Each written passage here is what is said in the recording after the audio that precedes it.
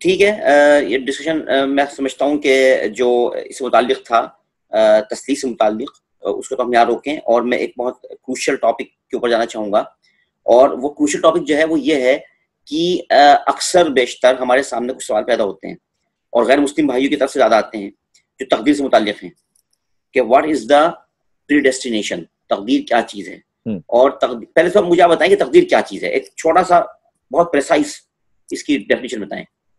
دیکھیے تقدیر جو ہے عربی میں، عربی کا لفظ ہے اور اس کے معنی آتے ہیں اندازہ کرنا۔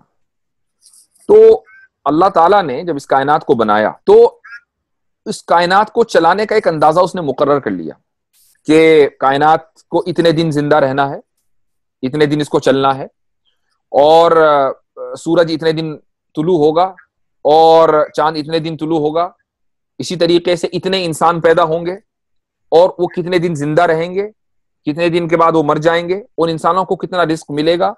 یہ ساری چیزیں اللہ تعالیٰ نے ایک چیز اپنے علم میں ان چیزوں کو طے کر لیا۔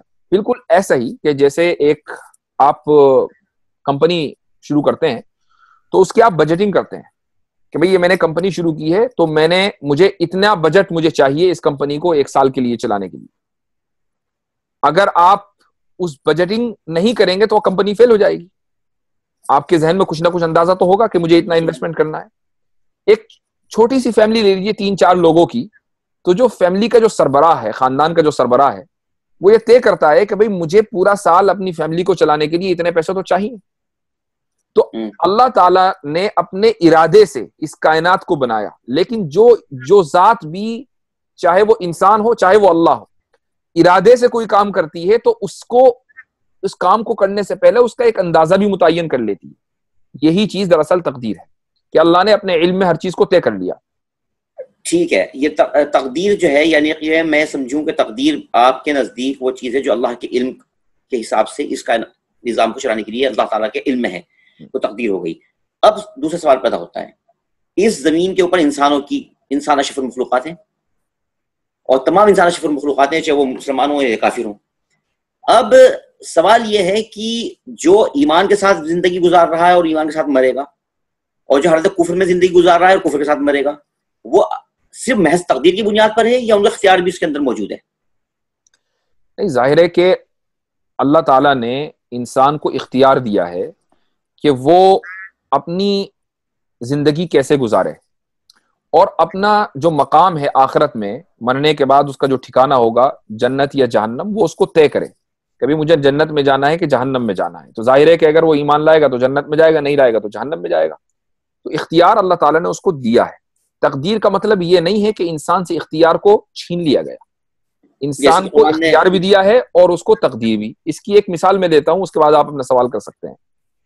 مثلا میں ایک کمپنی کا آڈیٹر ہوں اور یا اکاؤنٹنٹ ہوں، میں نے کمپنی کی بجٹنگ کی، میں نے کہا کہ بھئی اس کمپنی کو چلانے کے لیے پورے سال میں 1 کروڑ روپیہ چاہیے، لیکن کمپنی چلانے والا میں نہیں ہوں، میں نے تو صرف ایک بجٹنگ کر دی۔ اب اس کے جو ڈائریکٹرز ہیں یا اس کے جو آفیسرز ہیں کمپنی کے، وہ اس کمپنی کو چلائیں گے۔ اب وہ اس بجٹ کے حساب سے چلائیں گے۔ اگر وہ اس بجٹ کے حساب سے چلائیں گے تو کمپنی کامیاب ہو جائے گی، اور اگر وہ بجٹ کے حساب سے نہیں چلائیں گے تو کمپنی ناکام ہو جائے گی۔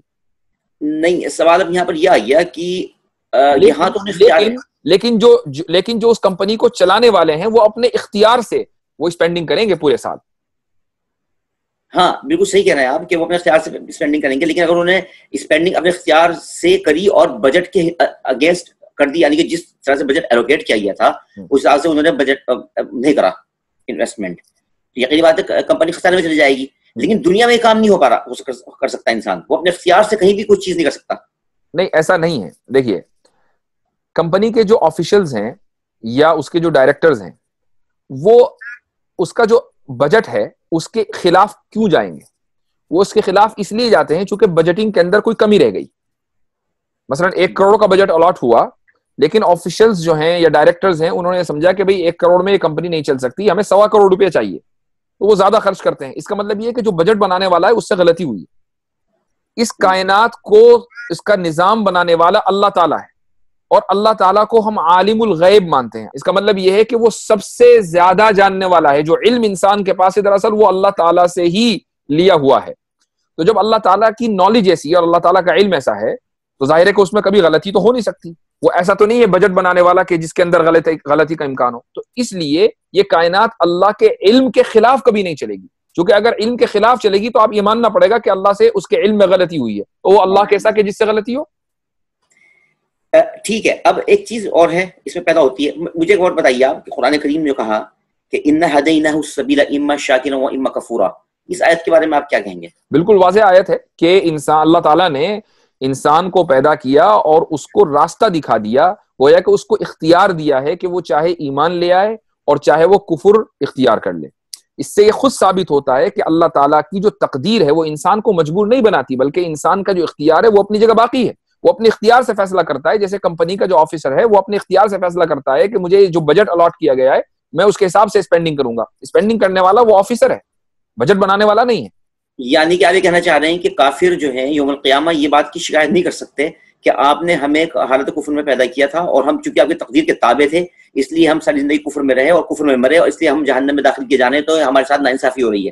تو کیا یہ سوال وہاں وہ نہیں کر پائیں گے؟ یہ سوال اس لیے نہیں کر پائیں گے چونکہ اس سوال کی جو بنیاد ہے وہ یہ ہے کہ لوگ یہ سمجھتے ہیں کہ اختیار اور تقدیر کے درمیان کانٹرڈکشن ہے نا. اس سوال کی بنیاد یہ ہے کہ تقدیر اللہ تعالیٰ نے جو چیز طے کر دی جس کو ہم تقدیر کہتے ہیں اور انسان کا جو اختیار ہے اس کے درمیان کانٹرڈکشن ہے. تو اگر کوئی آدمی جہنم میں جانے کے بعد یہ کہے گا کہ اے اللہ تو نے میرے لیے یہ مقدر کر دیا تھا کہ میں ایمان نہ لاؤں تو میں اس لیے جہنم میں آ گیا، تو میرے پاس تو اختیار تھا ہی نہیں چونکہ تیری تقدیر آڑے آ گئی، تو گویا کہ وہ یہ سمجھ رہا ہے کہ اختیار اور تقدیر کے درمیان کانٹرڈکشن ہے. حالانکہ ایسا نہیں ہے. ایسا کیوں نہیں ہے اس کو سمجھنا ہے. دیکھیے کانٹرڈکشن دو اپوزٹ چیزوں کے درمیان ہوتا ہے. مثلا دن اور رات دو اپوزٹ چیزیں ہیں، ان دونوں کے درمیان کانٹرڈکشن ہوگا، یا تو دن ہوگا یا رات. ایسا نہیں ہو سکتا کہ ایک ہی وقت میں دن بھی ہو اور رات بھی ہو. ٹھیک ہے، تو ایسے ہی اچھائی اور برائی ان دونوں چیزوں کے درمیان کانٹرڈکشن ہے. ایسا نہیں ہو سکتا کہ ایک ہی کام ایک ہی وقت میں اچھا بھی اور برا بھی ہو. تو دو اپوزٹ چیزوں کے درمیان کانٹرڈکشن ہوتا ہے. لیکن اگر دو چیزیں ایک ہی سائیڈ میں ہو، اب ان دونوں کے درمیان کانٹرڈکشن نہیں ہوگا. انسان کے درمیان کانٹرڈکشن نہیں ہے، انسان اور غیر انسان کے درمیان کانٹرڈکشن ہے، پتھر اور انسان کے درمیان کانٹرڈکشن ہے. لیکن میرے اور آپ کے درمیان کوئی کانٹرڈکشن نہیں چونکہ ہم دونوں جو ہے وہ ایک ہی کیٹیگری میں فٹ ہوتے ہیں. ٹھیک ہے، اب آپ دیکھیے اختیار کو اور تقدیر کو کہ کیا چیز ہے. اللہ تعالیٰ کی جو تقدیر ہے وہ اللہ تعالیٰ کا علم ہے.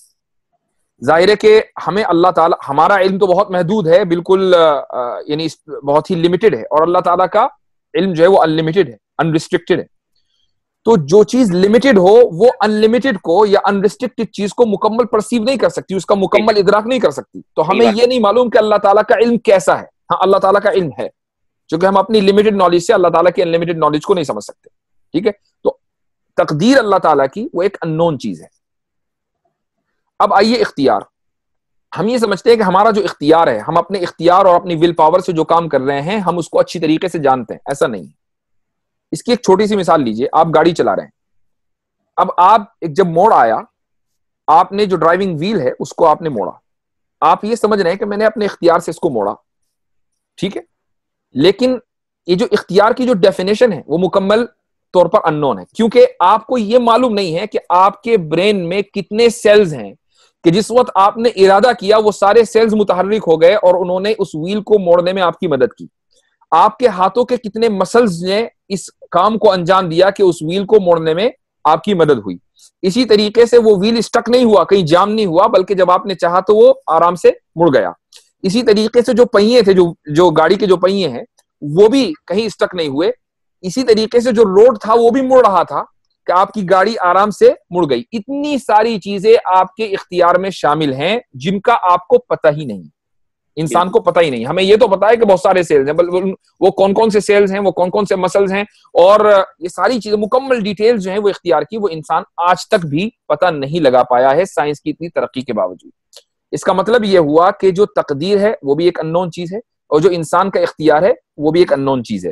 جب دو چیزیں اننون ہوں، دو چیزیں نامعلوم ہوں، تو ان دونوں کے درمیان کانٹرڈکشن نہیں ہو سکتا. ہاں یہ تو اگر آپ یہ کہتے ہیں کہ نہیں اختیار جو ہے وہ تو مجھے مکمل طور پر معلوم اور تقدیر معلوم نہیں ہے، تو ایک چیز معلوم، ایک چیز نامعلوم، دونوں کے درمیان کانٹرڈکشن ہوگا. لیکن دو نامعلوم چیزوں کے درمیان کانٹرڈکشن اور کانفلکٹ نہیں ہو سکتا. اس لیے یہ سوال ہی غلط ہے کہ کوئی یہ کہے کہ بھئی اللہ تعالیٰ نے مجھے اختیار نہیں دیا چونکہ اس نے اپنی تقدیر کے حساب سے یہ فیصلہ کر دیا تھا کہ مجھے جہنم میں جانا ہے، اس لیے میں تو جہنم میں آ گیا، میرا کیا قصور ہے. اس کا یہ سوال اس بنیاد کے اوپر ڈیپینڈ کرتا ہے اور یہ بنیاد ہی غلط ہے. اس کا مطلب یہ ہوا کہ کچھ سوال ایسے ہوتے ہیں کہ جو بنیادی طور پر غلط ہوتے ہیں. آپ یہ کہنا چاہ رہے ہیں بالکل کہ ایگزیکٹلی جیسے کوئی آدمی یہ سوال کرے کہ بھئی اللہ تعالیٰ کب آیا، یہ بنیادی طور پر غلط ہے.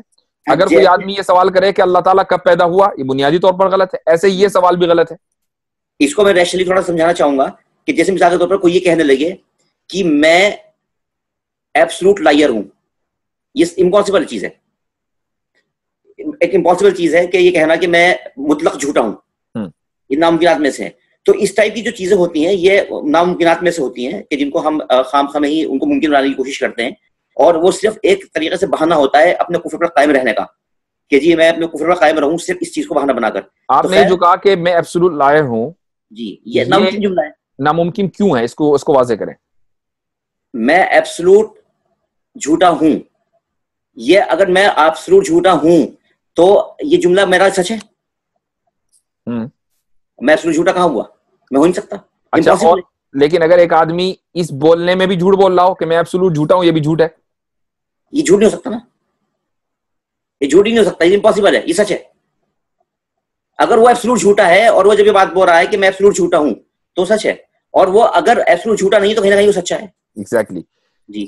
تو یہی چیزیں ہیں ایسی کہ مطلب جو امپاسبل ہیں، اور ان امپاسبل چیزوں سے جو ہے کیا کہتے ہیں آپ ان کو پاسبل بنانے کی کوشش کرتے ہیں. جب آپ امپاسبل کنسیپٹس کو پاسبل بنانے کی کوشش کریں گے تو یقینی طور پر آپ جو ہے کبھی بھی نہ تم خود مطمئن ہوں گے اور نہ دوسروں کو مطمئن ہونے دیں گے، اور یہ صرف ایک بہانے ہیں اپنے کفر پر قائم رہنے کے، اور اس کے علاوہ کچھ بھی نہیں ہے. آپ کے سامنے ہدایت موجود ہے اور اس کے باوجود آپ اس کو تسلیم کرنے کو تیار نہیں ہے، اور آپ بہانہ بناتے ہیں تقدیر کا اور اللہ تعالیٰ پر الزام ڈال دیتے ہیں کہ میں اللہ تعالیٰ کی وجہ سے نعوذ باللہ کافر ہوں.